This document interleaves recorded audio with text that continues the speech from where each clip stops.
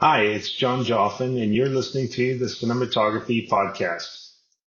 The following podcast contains explicit language.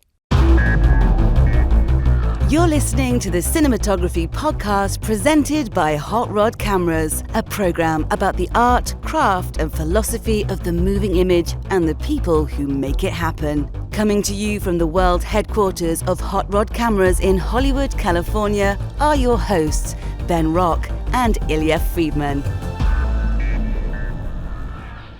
Hey, welcome back, writer, director, producer Ben Rock, to another fine episode of the Cinematography Podcast.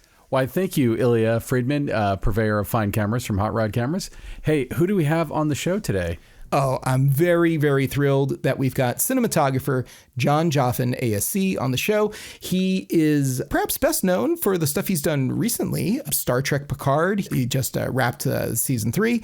And he, of course, also worked on the series Schmigadoon, which is quite popular. Oh, it's awesome. And, of course, I know him from way back when. One of his earliest roles, he was one of the DPs on X-Files. And sweet. Yeah, that was the first time he ever came on my radar, and boy, I really enjoyed X-Files with pioneering work on that show. Yeah. And now, close focus. What do we have to talk about today, Ben? There's a lot of stuff going on. A lot of stuff going on, although like the strike, I feel like I don't actually know if the Writers Guild is in active negotiations or if everyone's just holding their breath while they wait for SAG to strike or not strike. And then SAG and the AMPTP companies decided to put a pin in it until after the 4th of July holidays. I don't know the exact date that they're going to have concluded by. And then there was a huge kerfuffle just today as we're recording with Fran Drescher being in France doing some photo ops, and there being discussions about the bad optics of her not being at the actual negotiations. Whatever. I don't know if she was negotiating on Zoom, went out, did a photo op, and went, I don't honestly know, but I must admit it has a French Laundry style bad optics to it, no matter how in the right she might be. But one of the things we wanted to talk about was who's becoming, I think, the face of the AMPTP, David Zaslav. For sure. Who we mentioned on the show before, specifically with Boston University chanting "Pay your writers," at the commencement when he was speech. he was doing a commencement address and basically got shouted down by the students. So he's the CEO of Warner Discovery, and off to a rocky start. I think it's fair to say. The Flash kind of drastically underperformed. The switch from HBO Max to just Max, wherein all the Discovery Channel... Not the smoothest, especially that whole, taking every writer and director and calling them a creator, that whole thing. Yeah, that was a moment, which they quickly backtracked on. So this week, there was an interesting article that was put up by GQ and then taken down by GQ. Then put up again by GQ, and then taken down again by GQ. Well, so put up twice. in a rewritten manner that went against the article writer's intention, and then taken back down. And I wouldn't say that it stinks of impropriety, all of it, but I would say that it has poor optics, which is that I believe it is one of the editors of GQ. So basically, it's an article, and we can link to it in the show notes because we will link to the show in the show notes because there is an archive of it on the web.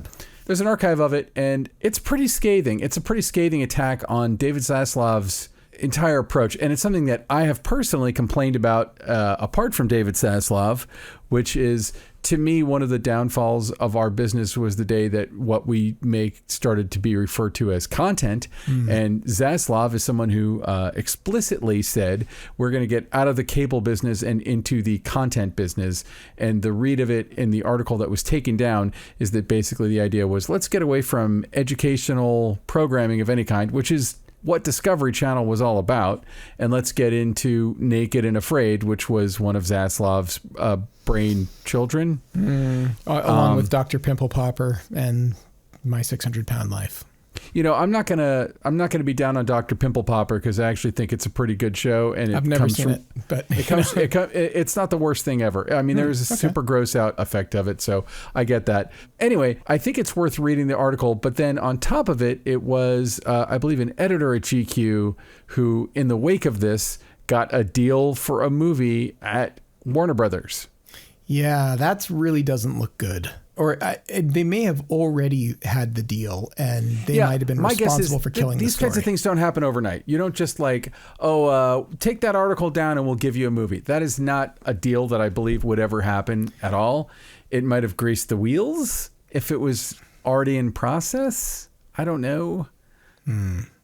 Well, yeah, this story from GQ was from July 3rd. The author has been tweeting about it. That you can find him on Twitter as of like July 5th, which is probably about the window this all went down. But can you find him on Threads and Blue Sky? Anyway. I don't know.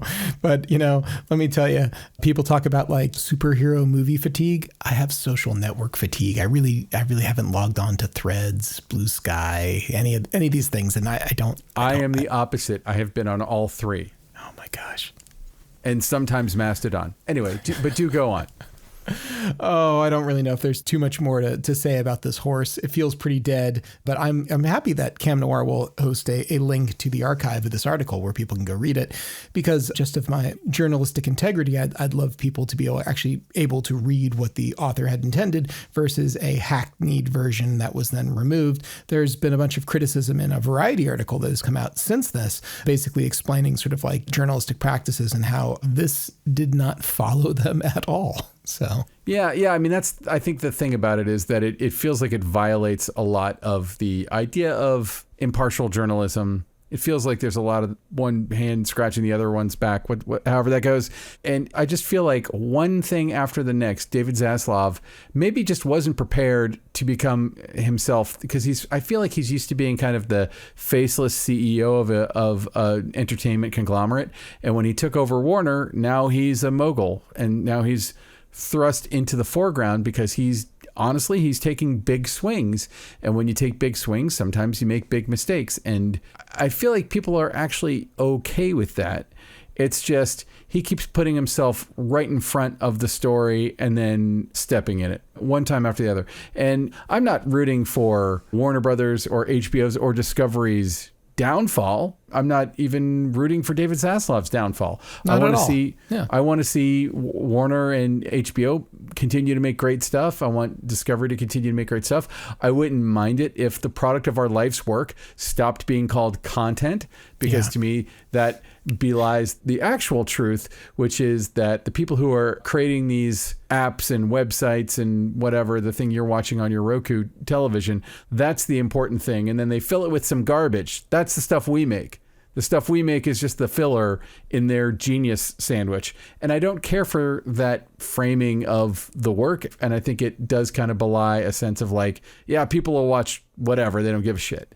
And Zaslav, in a sense, has become kind of the face of the AMPTP, because when shit like this happens during the strike, and we see the back channeling and the double dealing and the dirtiness of this stuff, we kind of go, oh, okay. Honestly, it just makes the writers all the more sympathetic, which I already obviously sympathize with them. But it's like hard to sympathize with David Zaslav's approach to running this mega media conglomerate. And you wonder, how long can he run it like this? Especially in the climate of the strike right now. I think that's really what it comes down to, is that all these missteps, all these embarrassments that have happened in a very short period of time with the strike currently underway. He may not be directly responsible for the current state of the strike, but he certainly has inherited that. And it doesn't necessarily look like he's going forward with everything he could possibly doing to try to end the strike, as was reported that he was saying. So it doesn't look like he's doing what he says he is doing. Oof. Well, anyway, I can't encourage people enough to read the article, and I think we should move right on to our interview here. Let's do it. The Cinematography Podcast Interview. Our next guest is Jon Joffin. He has been nominated for many awards, including he's won 3 ASC awards. Welcome to the Cinematography Podcast. Thanks so much for having me. I'm really excited to chat. Jon, you first came into sort of my awareness many, many years ago, around the same time as another guy named John Bartley on a show called X-Files. I kind of would like to start there. I know it's going back a ways, but I feel like X-Files in some ways has set a little bit of the course of your professional career. And I wonder if you could talk about that too, because I know you do a lot of sci-fi work, a lot of dramatic work. Can you talk at all about how you came into X-Files and if you feel like that sort of set a tone for the direction you've gone over the decades? Yeah, absolutely. Absolutely. Well, I was invited to come and do a day call on the show as a camera operator. I came out a few times and it was in early days. The show was huge. It was huge for the time. It's still bigger than anything I've done, the amount of money, the amount of resources. And what they would do was they had a second unit running concurrently, and we would be doing the really cool things on the second unit. So I just kind of fell into this job. I was really young. I shot some music videos. I shot some small things. It was a crazy time, but we were doing crazy things. Like we were blowing up trains. We were going in submarines. It was fantastic. It's funny how you asked me how the X-Files affected all my following work, because for years what I would hear, I'd get another job and it would be like, no, you can't have that. This is not the X-Files. And so that was kind of a thing. But yeah, it was a great show. And John Bartley, he did a great look on the show. It was very new to television. It was a very dark and bold look. Also, I don't think many people at the time had been doing the wide-angle close-ups, and they became a real thing on that show. It was such a massive, massive hit and star maker for David Duchovny and Gillian Anderson. It was such a massive show at that time. As far as popularity, a water cooler and the zeitgeist, yeah. I know that our show producer, Alana Cody, has talked about how she had a job many years ago that allowed her to essentially have something always playing in the background while she was at work. And she had like all of the seasons of the X-Files. And so the X-Files was just like, wow. It was always there. Huge fan.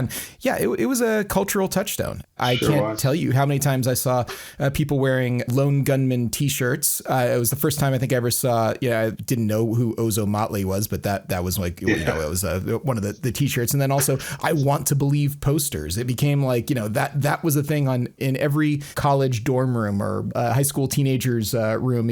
Those I Want to Believes, I think were ubiquitous for the longest time. It's like, no, you were a part of a show, responsible for a major part of a show that had an impact in popular culture and society. You shouldn't, if you don't think that you've done anything that has had that sort of impact since, I would argue that now you're doing Star Trek, and Star Trek is also one of these like major cultural sorts of things. But I mean, it's really tough to outdo something that has got that sort of popularity, that sort of thing. Like it spawned follow-up series, spin-offs, feature films, all kinds of things. I mean, it's a wonderful feather, and it seems to have happened relatively early in your career too. So did it open up some doors? Did people say like, oh, you shot the X-Files, we want to talk to him? Was that a thing?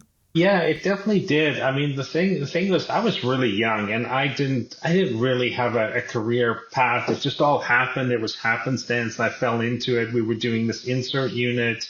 I didn't really know how big it was, and I was so young. I didn't really know how to manage people or how to run a set. So I learned a lot about lighting. I definitely felt like I could light, and I keep learning all the time. Like I keep getting better at it just because I'm doing it all the time. But in terms of running people and how to work as a team, that was something I didn't really know about. And that's something, I mean, if any young up and coming cinematographers listening, that's just so important. And frankly, it's probably the most important part of the job, because you have all these people working with you and sort of under you, and you got to learn how to inspire people. And that's the thing I try to do all the time. I try to hire a crew who's very creative and very committed, and I try to make them all part of the process. I don't want people just doing their jobs. I want people to really care about what they're doing. I want them to go the extra mile.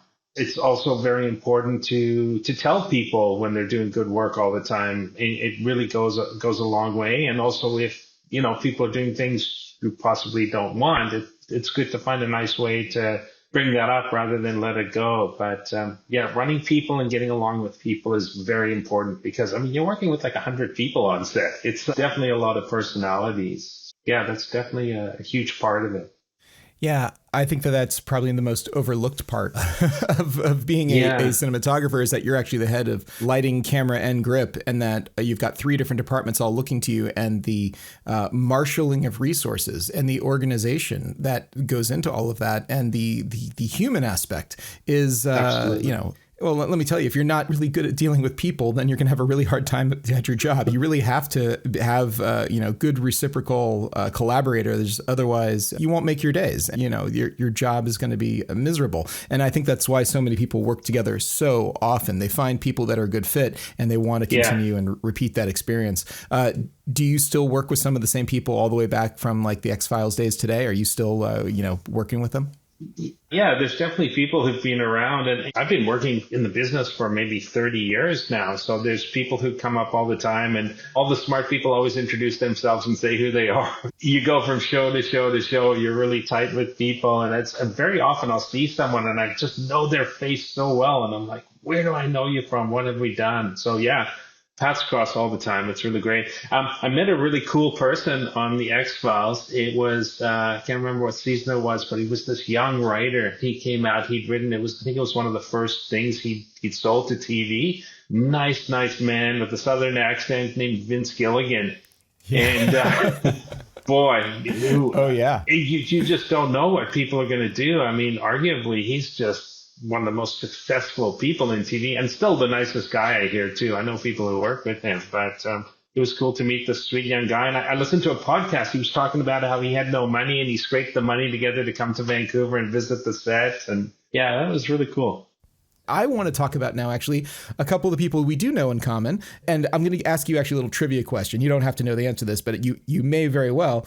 Do you know who directed and shot the first ever all 4K feature film?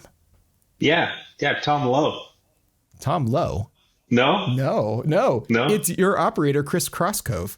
Oh my God, Chris, I love that guy so much. And LeVar Burton was the director. Wow. This is going back to 2007. I used to work at a company called Dalsa, and LeVar and Chris came in and were like, we're really interested in 4K. And at that time, there was basically nobody shooting 4K at all. It was still very much a science experiment. And we kind of gave them the dog and pony show. And we were like, it's really, really brave for you to do this, but you're kind of off the reservation. If things go wrong, we will support you every way we can. But, you got to know that this is like really cutting edge, science experiment sort of stuff in some ways. And LeVar and Chris were like, we're up for the challenge. We can do this. And they did a bunch of testing. And sure enough, LeVar directed this movie called Reach for Me, which, Chris shot and did a wonderful job. And no one had ever done anything like that before. It was really, That's really amazing. The early days. Well, those are two amazing people. LeVar, what a lovely man. And Chris, a huge fan of Chris. And so I know that you guys all just worked together on Star Trek Picard. So I feel like it's a perfect time to bring that in. It's a really bold look on Star Trek, and it's a wonderful look. This is the Picard I'm speaking of. I did watch the second season of Picard, and I got to say that I'm a casual Star Trek fan. I'm not a hardcore fan. Yeah. I really thought I might not ever watch another, and I really never thought I would watch the third season, but I have to say that so many people out there told me like, hey, if you watch the second season, it wasn't really for you, you got to watch this third season. This third season is really redemptive and really does a lot. And I have to credit you with a lot of the way that this show is put together and the visual style. And it feels like a modern look. It feels like, even though we're talking about next generation cast, which for the most part was a fairly high key show. Your show is not high key at all. No. Your show has got a lot of contrast. It's got a lot of style. Can you talk a little bit about if you felt any sort of like obligations to try to harness looks that have maybe come from more the feature reboots or from the original series? How did you craft the style of Star Trek Picard season 3?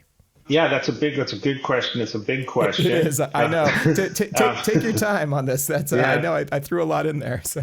Yeah. Well, I'll go back to that first meeting I had with Doug and Terry, and we talked about it, and they'd looked at my reel and they'd seen things on my reel that they really liked, and they were like, why can't our show look like that? How do we get that big, rich, cinematic kind of look? And that word cinematic is thrown around so much, but it really is a good word. So, I started talking to them and I said, there's a couple of things I think you need to do. I said, I think you should try and avoid shooting with 3 cameras, and you should really, there's an angle that you can keep the cameras in. You want to stay on that shadow side. You don't want to break that angle. So you can use 3 cameras, but you have to use them strategically. That's the first thing you need to do. And then the second thing is, I think you need bigger, softer light sources, because it seemed to me that a lot of the way the ship was lit, and it's, it's a smart way to do it. It's a lot of sky panels with chimeras, and they're just up, they're above the set, and they come down, and they're easy to work with because you can shoot 360. And that was the other thing I said, you don't have to shoot 360 all the time. You can save it. And also 180 can look pretty good too. It doesn't always have to be 360, and then when you do that 360, it has a lot of impact as well. So it was more about being more selective about the shots we were doing, and also having more quality to the lights. And for me, I think you have these faces. You have LeVar Burton, you have Jonathan Frakes, you've got Patrick Stewart, you've got Gates, you've got all the wonderful looking actors. They deserve good close-ups, and they're great actors. So when you go to a close-up, treat them nicely and give them a good close-up. And it's funny because I was asked, what is a Hallmark to me? What is a Hallmark Star Trek show? How do you do a Star Trek? And it's not about doing fancy shots. It's about doing good close-ups that can see the performance. So that's what I tried to do too, to give those beautiful close-ups wherever I could. And then we wanted to be bold with the look too. We didn't want it to feel like they were on a set. I pitched the idea it needed to be real.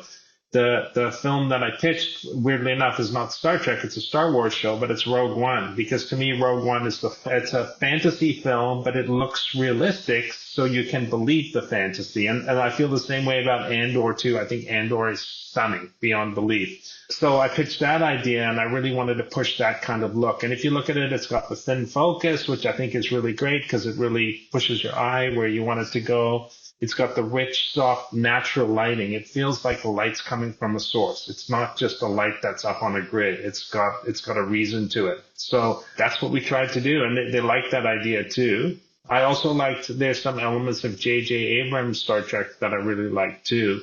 But when you talk about honoring the look of Star Trek, I think you've got Dave Blass, great production designer. He's got these great sets, So you've got the great sets. You've got the incredible costumes. You've got these incredible faces. You have Star Trek. It's all there. It's just, how do I take that and present it in a real yet rich way? Like I've seen shows that try to be real, yet they don't take care, they don't sculpt, or they don't put the camera in the right position. I just wanted to do justice to everything that was in front of me. So I didn't feel like I needed to mimic an old look. It was all there. I just wanted to portray it in more of a real way. And here's another example. Towards the end, when they end up in the Borg lair, typically the Borg it's usually green, right?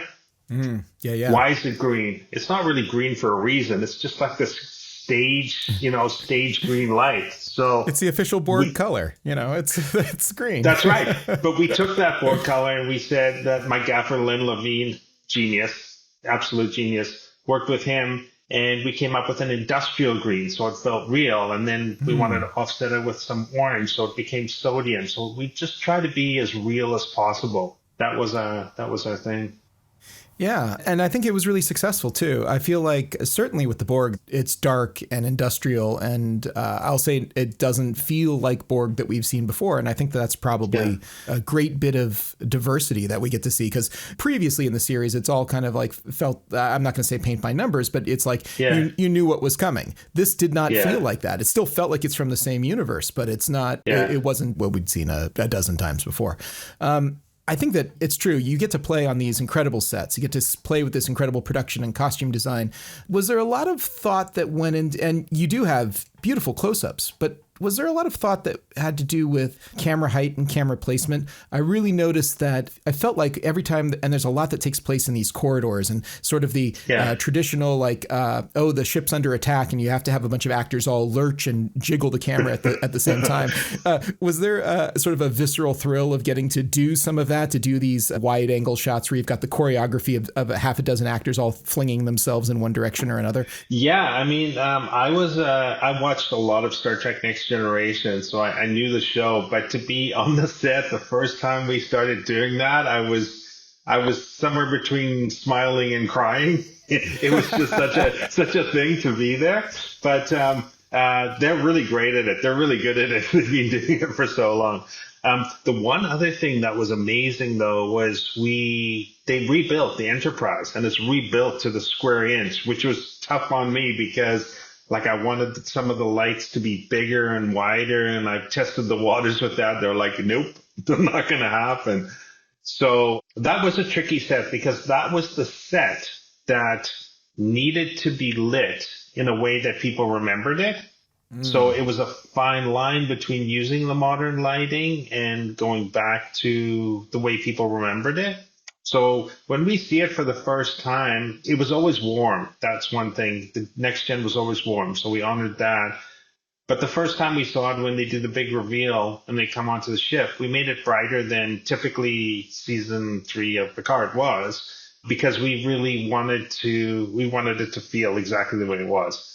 So we did a bit of that, but then luckily they got into sort of a battle and the ship's getting attacked. So at that point I could go darker and I could flash the lights and do that sort of thing. But the first time we saw it, it was really important.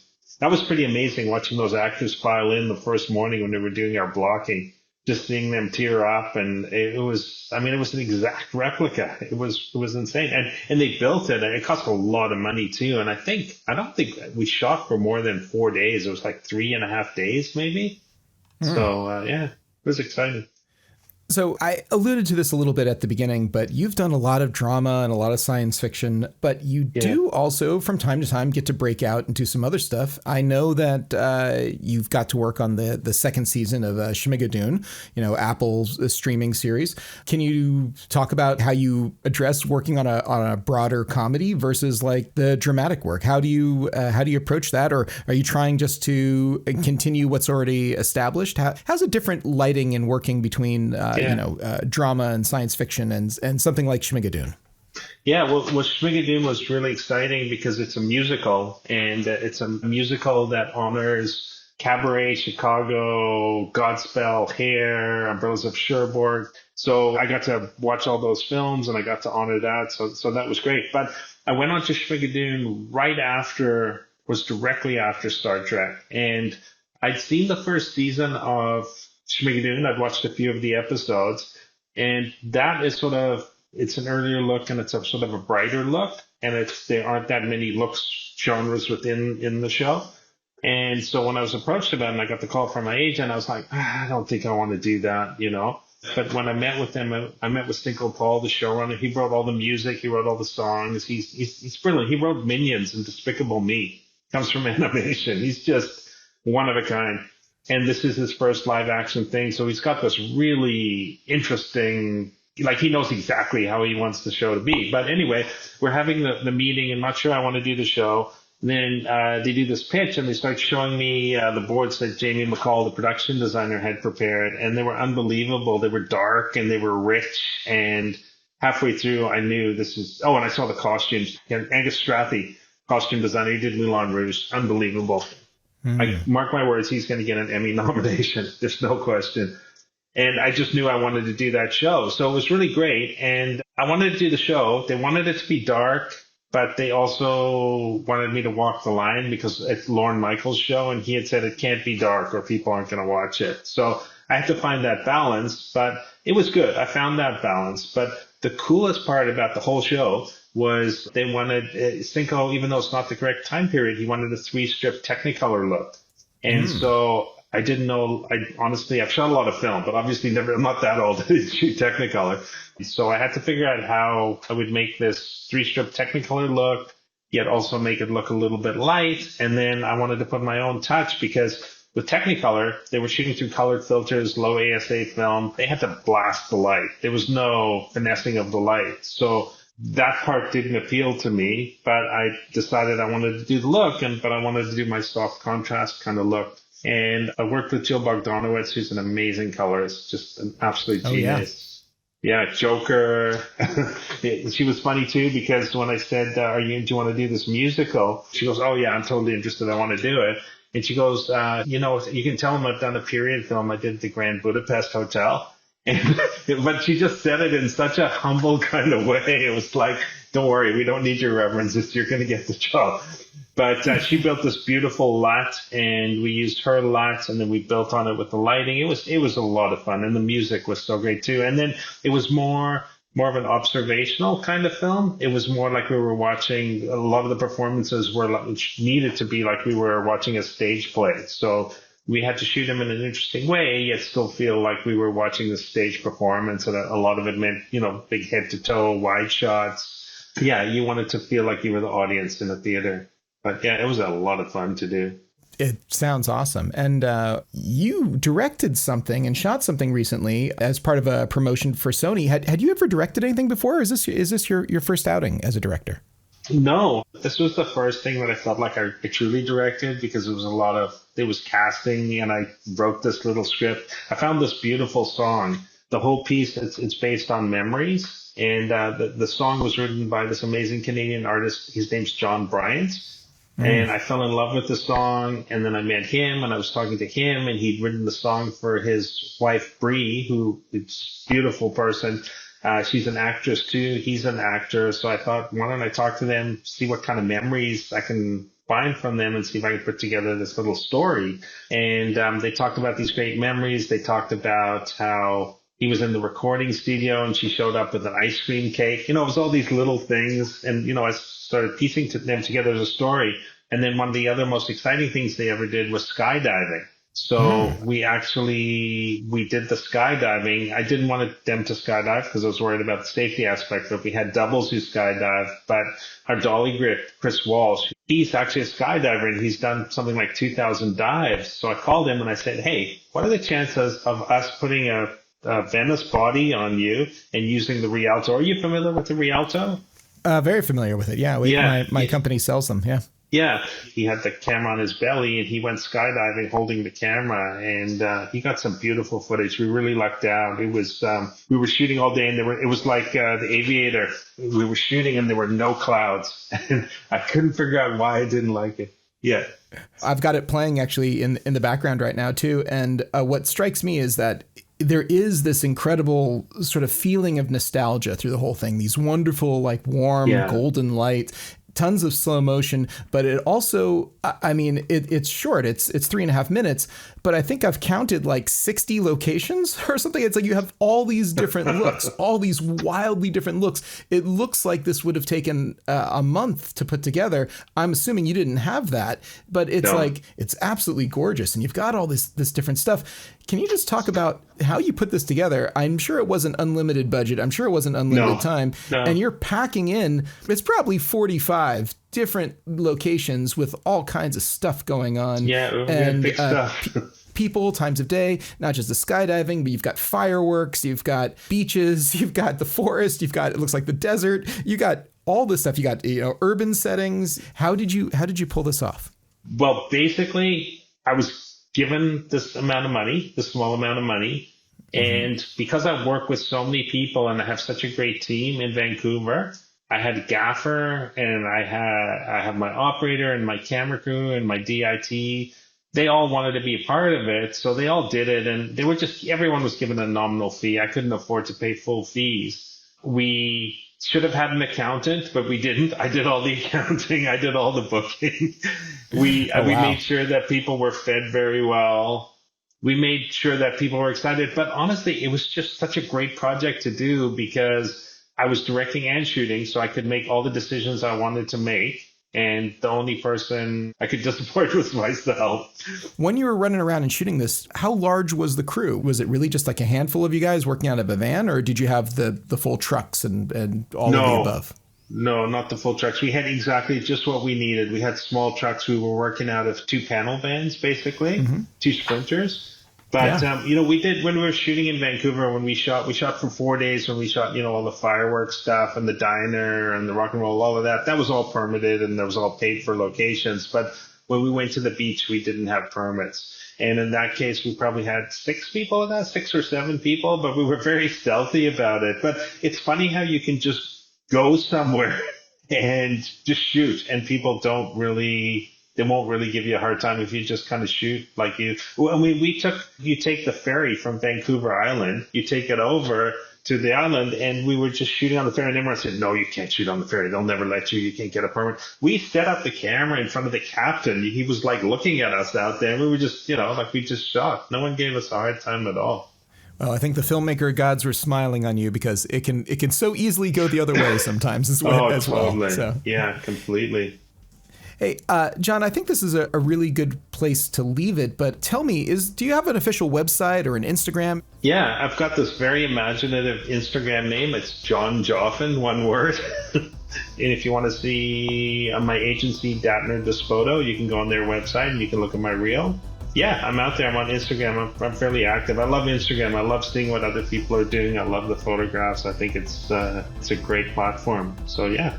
Well, John, thank you so much for being on the show. It was a lot of fun. I can't wait to check out what you shoot next. Thank you very much. Great chatting with you. All right, so that was Jon Joffin. Hey, thank you so much for being on the show. Awesome stuff. Awesome. We're going to be in town at the same time, and I hope that we get to meet up. Hey, Ben, you know what time it is? What time would that be, Ilya? Bill paying time. Oh, yes, it's bill paying time. We got to thank our friends over at Aperture, fine sponsors of the show. Aperture, makers of high quality entry-level lighting that has been moving further and further up the food chain now for years. They're continuing to make stuff that is appearing on bigger and bigger sets. I told you, the set I worked on in February, almost every light instrument was an Aperture light. I can't say what movie it is, but I do know that a big Hollywood movie used a ton of Aperture lights on it, and I believe they're going to be able to talk about that soon, but that's a huge one. I'll just say it was a multiple $100 million production. So yeah, they've got some real heat behind them. And speaking of which, by the time this episode drops, it will be Amazon Prime Day, which I'm sure they'll be making a ton of noise about. Amazon, of course, one of the largest retailer in the world at this point. Prime Day is sort of like their big sale that they do for Prime members in the middle of the summer. And so turns out it's going on today. They've got a big sale, and Aperture is doing a sale to go along with Prime Day. And you do not have to buy your Aperture products directly through Amazon to take advantage of that. As a matter of fact, Hot Rod Cameras and many other companies out there will also be matching that sale and allowing for sales with the same discount directly through retailers. In addition to that, Hot Rod Cameras is actually doing a open box and demo unit sale at the same time. Many of those items are also Aperture items, so we've got even bigger sales going on. So it's a really, really big sale. 1 for Amazon, 2 for Aperture, and 3 for Hot Rod Cameras. If you want to buy Aperture products and you go to Hot Rod Cameras, you're going to save even more, especially if you get an open box or B-stock item. And that is going on right now.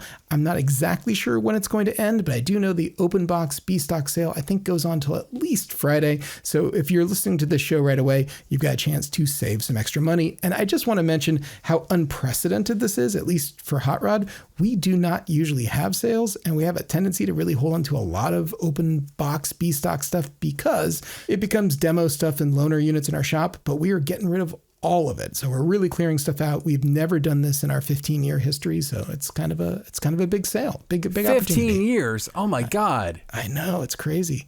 January it'll be 15 years. So, we're closer now. We're closer now to 15 than not. So, yeah, it's interesting.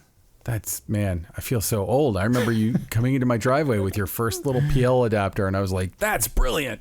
Well, thanks. That was a long time ago now. I can't believe I got a 14-year-old kid at home. So.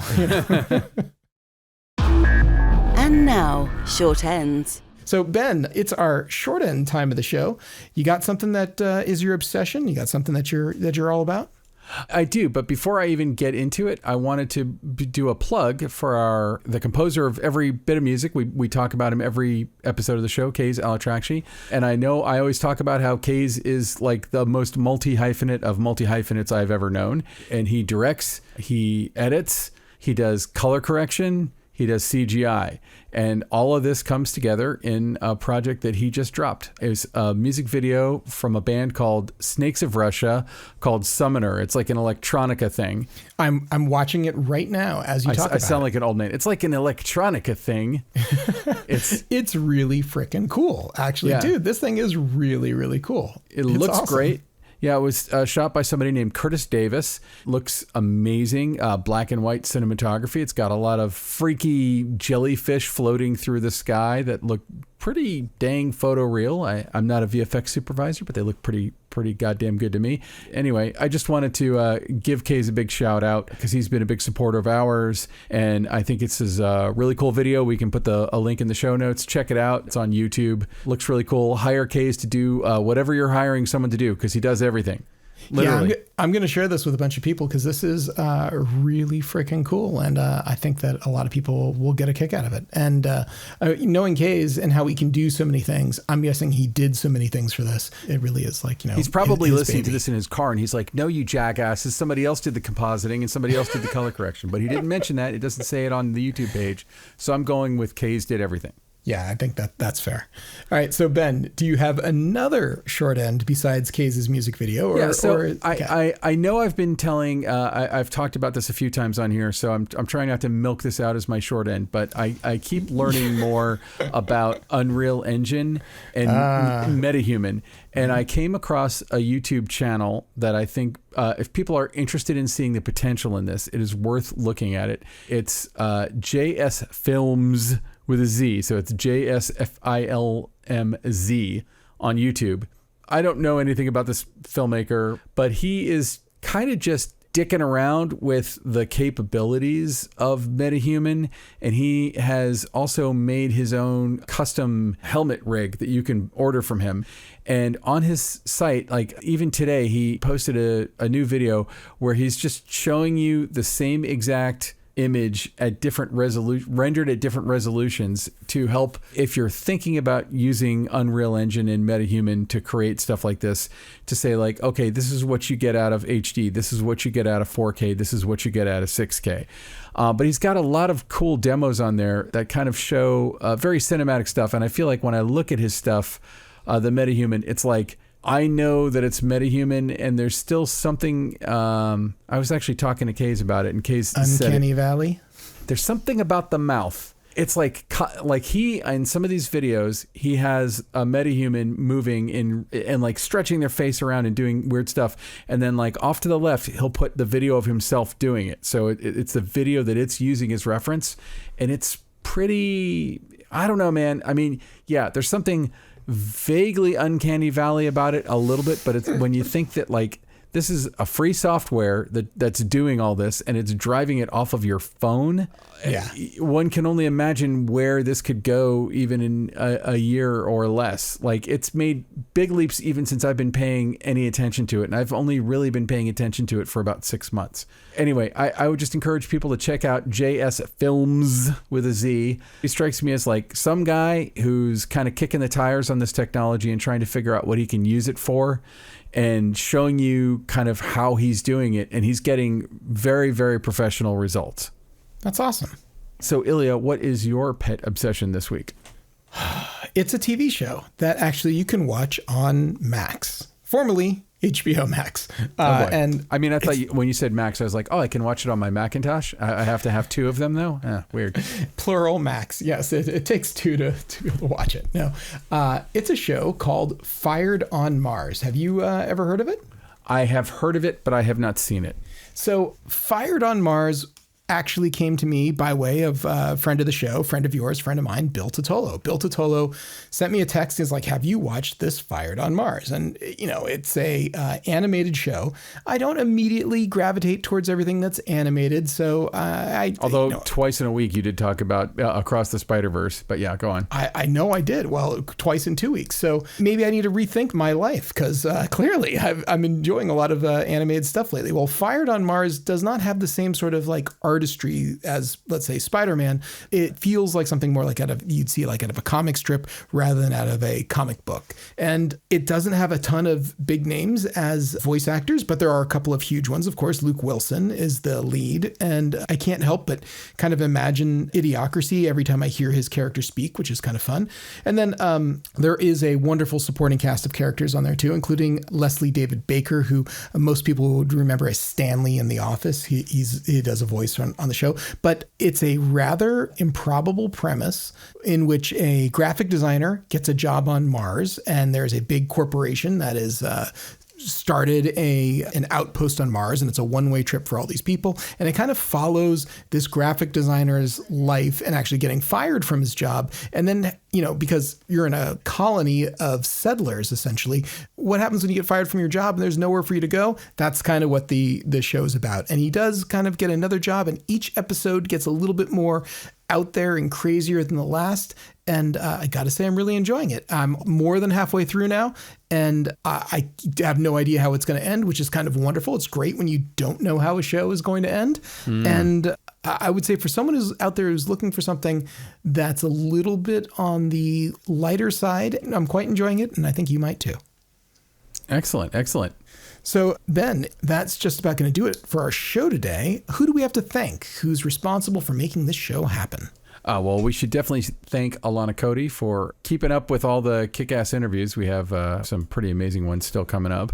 We should thank, again, as always, Ben Katz, who tirelessly works to make us not sound like dopes, to make us sound dope, but not like dopes. I see what you did there. Yes, some Gen X, Gen Z wordplay there. And last but not least, Kay's Alatrakshi, who hopefully is very excited about the plug we just gave for his video. Hopefully he'll get some extra views on that, but who created every scrap of music that you've heard on the podcast and was even on social media musing about using some new board or something to create some new music for us. So yeah, we've been I know. talking for at least 2 or 3 years about him creating a couple new tracks for us. So Ilya, where can people find you before we go?